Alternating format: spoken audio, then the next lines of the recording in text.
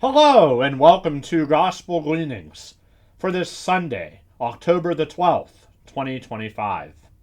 My brothers and sisters, on this 28th Sunday in Ordinary Time, we hear from the Gospel of Luke, chapter 17, verses 11 through 19. As Jesus continued his journey to Jerusalem, he traveled through Samaria and Galilee. As he was entering a village, 10 lepers met him. They stood at a distance from him and raised their voices, saying, "Jesus, Master, have pity on us." And when he saw them, he said, "Go, show yourselves to the priests." As they were going, they were cleansed. And one of them, realizing he had been healed, returned, glorifying God in a loud voice. And he fell at the feet of Jesus and thanked him. He was a Samaritan. Jesus said in reply, 10 were cleansed, were they not? Where are the other 9? Has none but this foreigner returned to give thanks to God? Then he said to him, "Stand up and go. Your faith has saved you." My brothers and sisters, in our gospel passage this weekend, we hear of the healing of the 10 lepers. A luminous passage that reveals the heart of gratitude, faith, and inclusion. Our gospel invites us to see how healing leads to worship and how mercy calls us beyond physical restoration into spiritual communion. So the 10 lepers stood at a distance, excluded by law and society. Yet Jesus sees them, speaks to them, and sends them to be healed.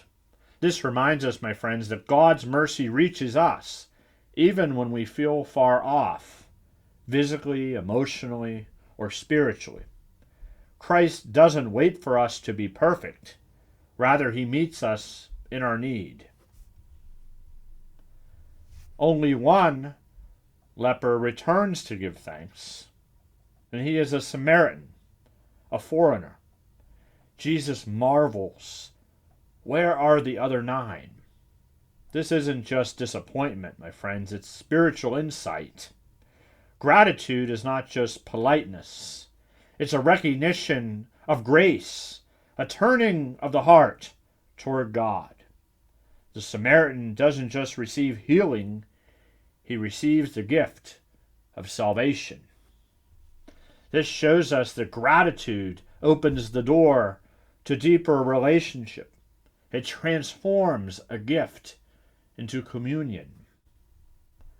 The 9 obey Jesus' command and are healed, but only one returns. This return is the essence of conversion, not just doing what is right, but coming back to the source. In our Catholic life, this echoes the Eucharist, whose very name means thanksgiving. Every Mass, therefore, is a chance to return, to kneel down, and to praise. So, my friends, this week, I invite you to ask these questions. Do I recognize God's mercy in my life, or do I take it for granted? Is my faith transactional, or is it relational? And do I return to God with a grateful heart, especially in the Eucharist? Thank you, and have a wonderful weekend.